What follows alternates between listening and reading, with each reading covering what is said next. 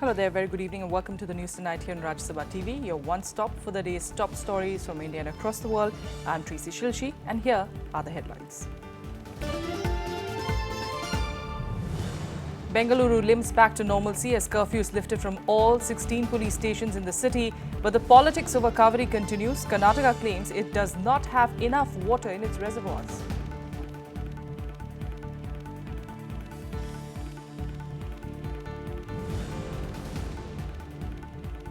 Internal feud of the Samajwadi Party takes a new turn. Parliamentary board of the party to take stock of the situation after Chief Minister Akhilesh Yadav strips his uncle Shivpal Yadav of his portfolios.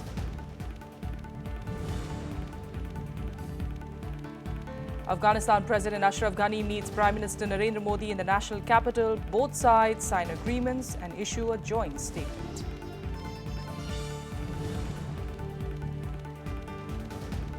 And chikungunya claims more lives in the national capital. 10 deaths reported so far and over 1,000 people are affected by the outbreak. Our top story, the internal feud of the ruling Samajwadi Party has taken a new turn with both CM Akhilesh Yadav and his uncle Shivpal Yadav sticking to their respective stands. With just few months left for the assembly polls, which will of course take place in 2017, party patriarch Mulayam Singh is now seeking to broker peace between uncle and nephew. And reportedly, the Samajwadi Party will have a parliamentary board meeting at 11 a.m. on Thursday in Lucknow. मैं समझता हूँ परिवार की बात है। परिवार में नेताजी का सब कहना माने और सब कहना माने और मैंने भी कहना ही माना। अगर कोई मैंने निर्णय लिया है तो मैंने नेताजी के कहने से और नेताजी का मानना भी काम किया। कभी-कभी कुछ निर्णय अपने आप ले लिए जाते हैं। तो नेताजी के कहने से भी निर्णय लिए और कुछ मैंने अपने आप लिए। A day after bitter showdown with his uncle and senior minister Shivpal Yadav, the Chief Minister of Uttar Pradesh sought to downplay the rift within his family. Shivpal Yadav too, who was made State Unit Chief by Mulayam but divested of important portfolios by the Chief Minister, rushed to Delhi to meet party president, saying he will abide by the decision of his brother and SP Chief.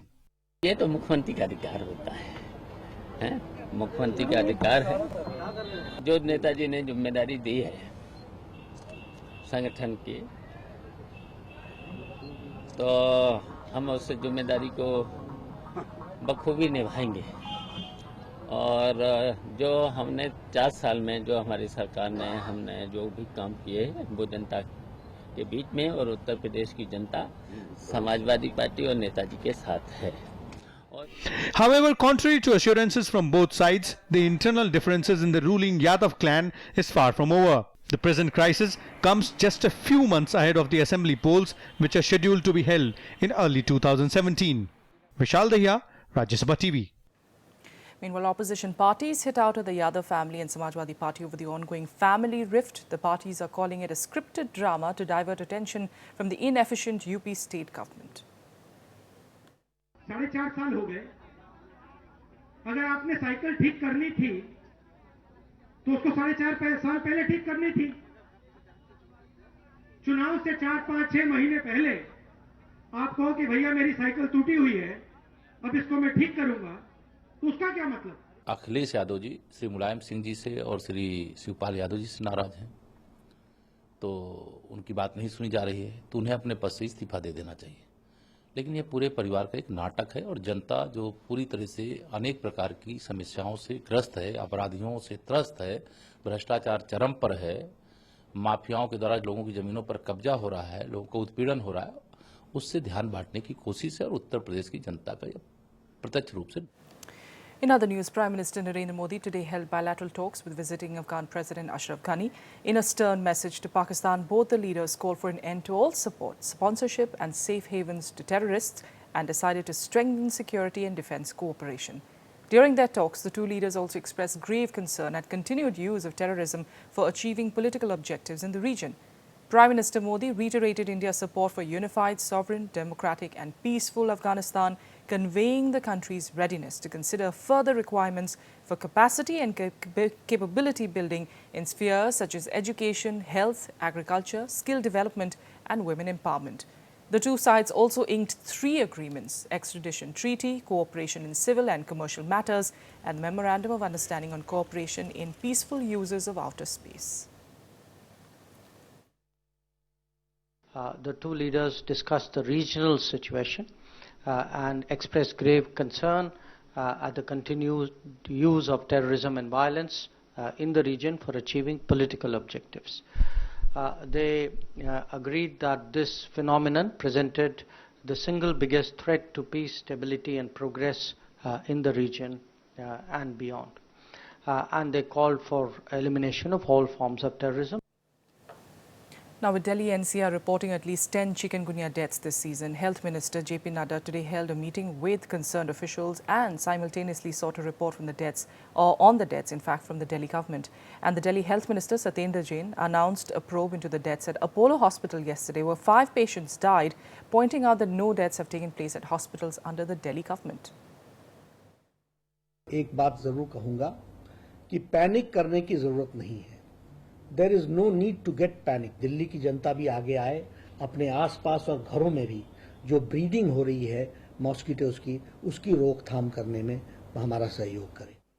Union Health Minister JP Nadda again appealed to the public of Delhi NCR to not create panic and has also pressed upon the need to maintain regular hygiene.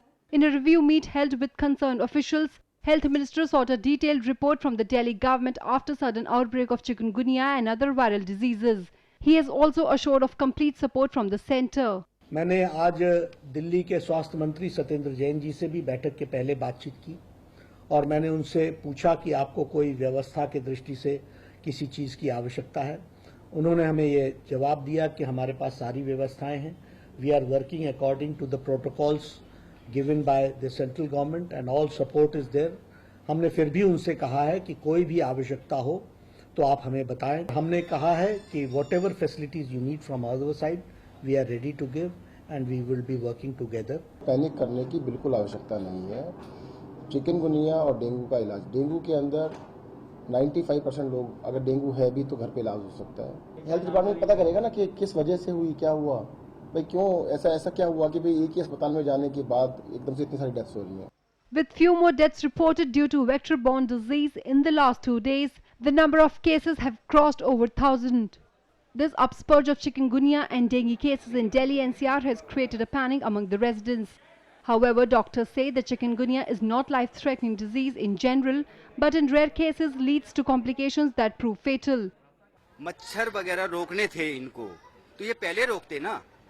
जब बरसात जैसी बंद हुई, इन्होंने fogging नहीं कराई, कुछ नहीं कराया इन्होंने. मैं तो ये कहता हूँ ये तीनों की लड़ाई के अंदर आम आदमी मर रहा है. तो घर घर वहाँ परेशानी यही हाल है. कोई एमसीडी वाला झांकने नहीं आते, कोई चेकिंग नहीं आते, पानी फूल भरा पड़ा है, कोई देखने वाला नहीं है, गंदगी फैला पड़ा है.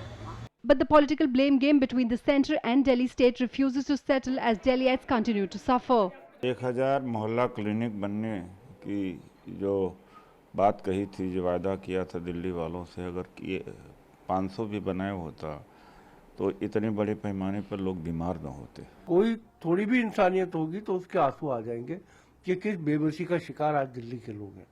वो आम आदमी पार्टी जो लोगों की भलाई का दावे करती हुई सत्ता में आई, आसमान के तारे देने की बात करके आई, अब दिल्ली जब चुनाव जीत लिया है और 67 एमएलए के बाद जो अहंकार बढ़ गया है, यही तरह की पॉलिसी जो है वो पंजाब में अपनाए हुए हैं. जन लोकपाल पे चुनाव लड़ने वाली पार्टी आज जन लोकपाल भूल चुकी है. ये तो बहुत आसान है कि हम एक दूसरे पे उंगली उठाते रहें और हमेशा राजनीति में उठाई भी जाती है. लेकिन मैं आज ये प्रार्थना करने के लिए आया हूँ सभी लोगों से कि आने वाले कुछ दिन एक दिल्ली, वन दिल्ली करके इस शहर में लोगों के लिए निकलते हैं. According to National Vector-Borne Disease Control Program, around 12,255 cases of chikungunya have been reported across the country till August, where Karnataka alone has recorded 8,941, Maharashtra 839 and Andhra Pradesh 492. Bureau Report, Rajya Sabha TV. Bengaluru is meanwhile returning to normal slowly after 2 days of violence and arson in the IT hub. Transport services were restored today while some schools and colleges reopened. The Supreme Court meanwhile agreed to hear a plea tomorrow seeking direction to the centre, Tamil Nadu and Karnataka to maintain law and order. Amid escalating tensions between Karnataka and Tamil Nadu over Kaveri water sharing, the Supreme Court on Wednesday agreed to hear an urgent plea on the matter on Thursday. The plea seeks to give direction to the centre, Tamil Nadu and Karnataka to maintain law and order in the wake of violent protests. The PIL has been filed by social activist P. Shivakumar, who sought an urgent hearing in the case due to a statewide bandh called in Karnataka on Thursday. The PIL also sought action against those who have caused widespread damage to public property in Karnataka. Meanwhile, normalcy returned to Bengaluru and parts of violence-hit Karnataka on Wednesday. Transport services were restored, shops and business establishments also functioned normally. Curfew was removed from 16 violence-hit areas of Bengaluru, but prohibitory orders remained in effect in the IT hub. Bus services between Karnataka and Tamil Nadu, however, remained suspended. Chief Minister Siddaramaiah has sought Prime Minister Modi's immediate intervention on the issue. Peace has come back, the normalcy has come back, and people are moving about. They are doing their daily routine work. Children, students are going to the classes, colleges and schools. It has come back to normal. Other political parties are also demanding a quick resolution to the long-pending Kaveri dispute. BJP holds the state government as solely responsible both for the failure in protecting the interest of the state as well as in maintaining law and order. The origin of the present crisis is the affidavit voluntarily submitted by the state government offering to release 10,000 cubics water for 5 days. This stance taken by the state government was against the decision taken in the all-party meeting. Responsibility of seeing to it that peace and normalcy is restored is the job not just of the government but of all political parties. Now, insofar as the Prime Minister of India is concerned, he has only tweeted, he has not intervened in the matter. And without the Prime Minister's intervention, because the Prime Minister is the head of the federal setup, if he is the Prime Minister he's the head of the federal setup, the least he can do is call the two states together, call the chief ministers, and then find out for himself what is the situation on the ground. जिस तरह से concrete list में इसको रख दिया है, तो ये काफ़ी तनाव का सूबों में मामला रहेगा. कावेरी और तमिलनाडु के लोगों से मेरी अपील है कि वहाँ लोग आपस में बात करके इस समस्या का निदान भी करें और लोग शांति बनाए रखें. अदालत का फैसला है, उसका सम्मान करें. Trouble resurfaced in the decades-old Kaveri dispute after the Supreme Court asked Karnataka to release 15,000 cubics of water to Tamil Nadu last week. Massive protests were held in Karnataka against the Supreme Court order. The agitation turned violent on the 12th of September when the apex court modified its earlier order and directed Karnataka to release 12,000 cubics per day till the 20th of September to Tamil Nadu. Both states witnessed widespread violence and property worth crores was damaged. 2 people also lost their lives in violent protest in Karnataka. Bureau Report, Rajya Sabha TV. And the Supreme Court on Wednesday dismissed a PIL against government funding to separatists in Jammu and Kashmir. In the plea, the petitioner had sought to stop central funds and security being given to separatists in Kashmir. The apex court also slammed the petitioner for calling Hurriyat leaders as separatists and refused to use that term in its order. The PIL, filed on the 8th of September, had alleged that the separatists are misusing the money given to them to finance anti-India activities. Meanwhile, curfew and restrictions continued in most parts of Kashmir to maintain law and order. However, incidents of stone pelting were received from many areas of the valley. Helicopters, drones and UAVs continue to hover over the valley skyline to maintain vigil. On Tuesday, 2 persons were killed and scores injured during clashes between security forces and protesters who tried to defy the curfew despite Eid. Normal life remained affected for the 68th day due to separatist-sponsored strikes since the 8th of July.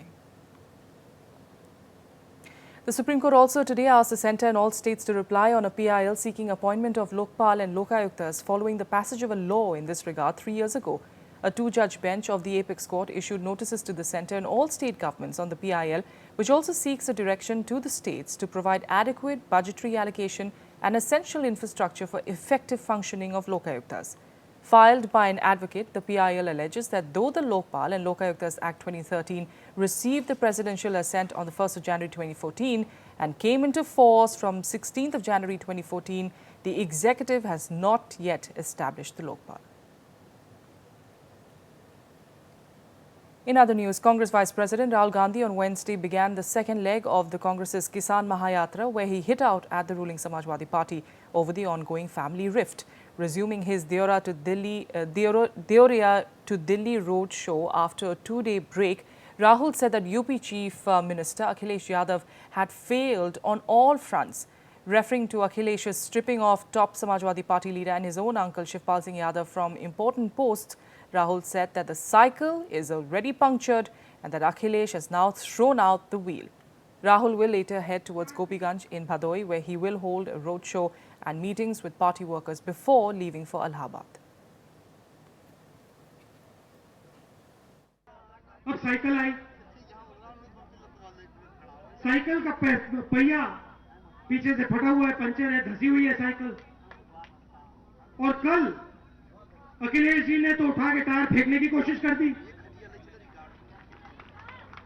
अब 4.5 साल हो गए। अगर आपने cycle ठीक करनी थी तो उसको 4.5 साल पहले ठीक करनी थी। चुनाव से 4-5-6 महीने पहले आप कहो कि भैया मेरी साइकिल टूटी हुई है, अब इसको मैं ठीक करूंगा, तो उसका क्या मतलब? And let's take you through what else is making news across the country in Nationwide. The CBI is all set to take over the murder case of Rajdev Ranjan, a bureau chief of a local Hindi paper in Siwan district. The Bihar government issued a notification requesting the CBI to take over the case after relatives of the journalist made a petition. Ranjan was killed on the 13th of May this year. RJD leader Shahabuddin is the prime suspect in the case. The agency is all set to register an FIR under the charges of criminal conspiracy and murder. Navjot Singh Sidhu and his wife Navjot Kaur Sidhu formally resigned from the BJP today. The resignation comes a week after the cricketer-turned-politician announced the launch of his new party, Awaz-e-Punjab. Sidhu was upset after the party decided not to field him from Amritsar, a seat that he held for 10 years in the 2014 parliamentary elections. A no-confidence motion against the Congress-led government in Meghalaya will be taken up tomorrow in the Assembly. The motion was moved jointly by opposition regional parties comprising the United Democratic Party and the National People's Party under the MPF and the Hill State People Democratic Party. It was taken up for failing the people completely, including the safety and security of women and children. An Indo-US joint military drill started in Uttarakhand today. The Yudh Abhyas 2016 is a series of one of the longest-running joint military training and a major ongoing bilateral defense cooperation endeavor between India and the US. The venture will continue till the 27th of September. This is the 12th edition of the exercise, hosted alternatively by both the countries. V. Shanmuganathan was sworn in as the Governor of Arunachal Pradesh today. Chief Justice of the Guwahati High Court, Justice Ajit Singh, administered the oath of office to him in the presence of Chief Minister Pema Khandu, his cabinet colleagues and a host of civil and police officials. Without a quick break here, we'll be back with more news in a bit. Stay with us.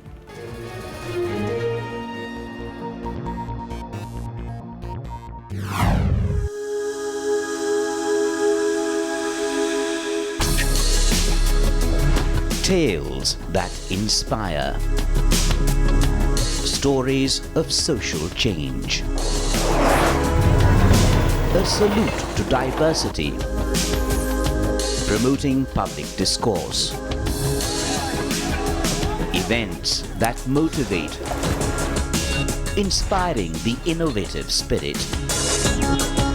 Watch Rajya Sabha television documentaries.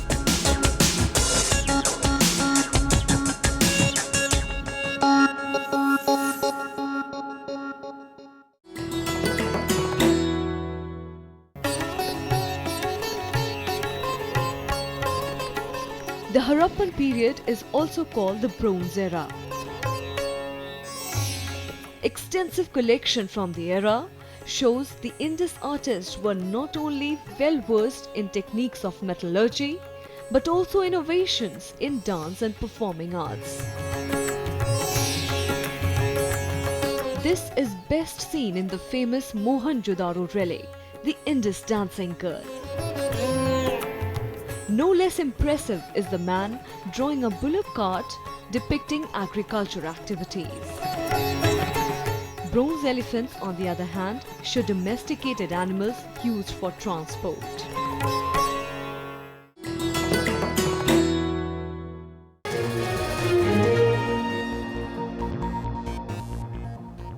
Welcome back. Let's get you some international news now. European Commission President Jean-Claude Juncker has insisted that Brexit does not mean the disintegration of the European Union.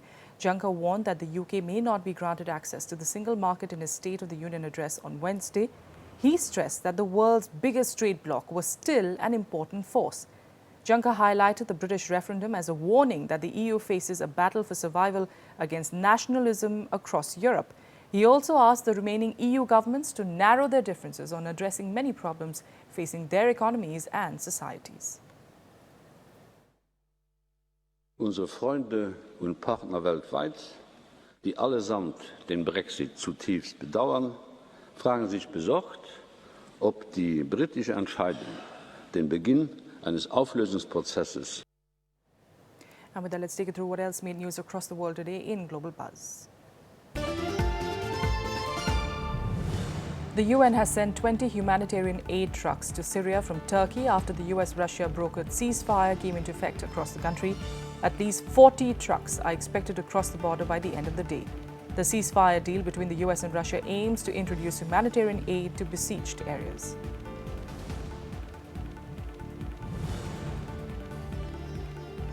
The US has agreed to supply the Israeli military with $38 billion in aid over the next decade.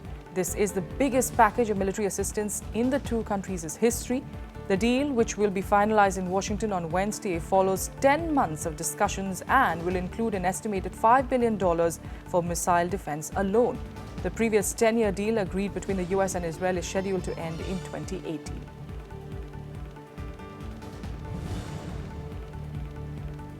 The south and east part of China's Taiwan region has been severely affected by Super Typhoon Meranti, which hit early Wednesday morning. The typhoon hit most parts of Taiwan with heavy rain and strong winds after it made landfall. Super Typhoon Meranti is the strongest typhoon to have hit the area in 21 years and is estimated to continue to affecting the Taiwan region until Thursday. Slovenia's Football Association head Alexander Čeferin was elected as the new president of European football's governing body, UEFA, today. Čeferin scored an overwhelming victory over Michel van Praag. The 48-year-old will now succeed former France player Michel Platini, who resigned after being banned from all football activity last year. Slovenia's Football Federation President Alexander Čeferin was elected as the new head of European football governing body UEFA at an extraordinary congress on Wednesday. Čeferin defeated 68-year-old Dutch FA president Michel van Praag by 42 votes to 13 and will not succeed Frenchman Michel Platini, who announced his resignation in May after being banned from football for 4 years for ethics violations. He will take on the remainder of Platini's term of office until 2019. Thank you for your fantastic support. It's a great honor, but at the same time, great responsibility.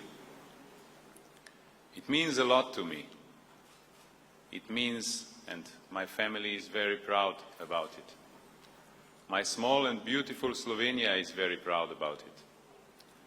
And I hope that one day you will also be proud of me. Thank you very much. Former President Platini was suspended over his dealings with fallen world soccer chief Sept, a scandal which shook the sport's global governing body last year. Platini, however, insisted at his farewell speech that his conscience was clear.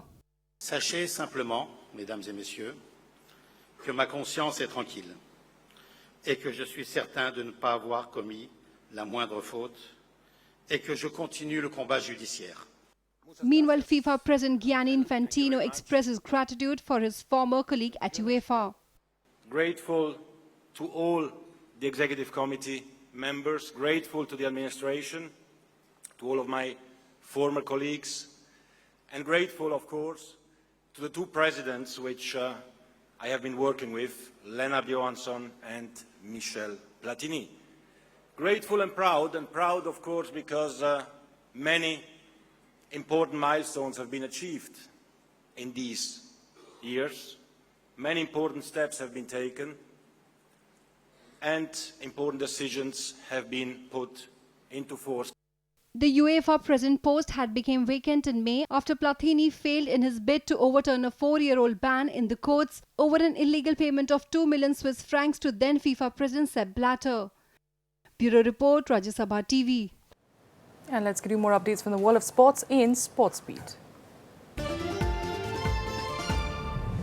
The World Anti-Doping Agency condemned Russian hackers for leaking confidential medical files of star US Olympic athletes.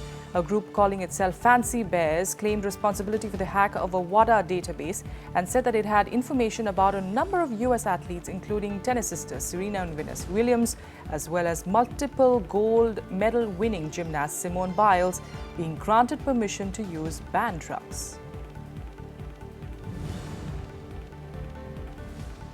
Russian javelin thrower Maria Abakumova was stripped of a 2008 Olympic Games silver medal after she tested positive for using performance-enhancing drugs. British javelin thrower Goldie Sayers is said to be awarded a bronze medal after this announcement.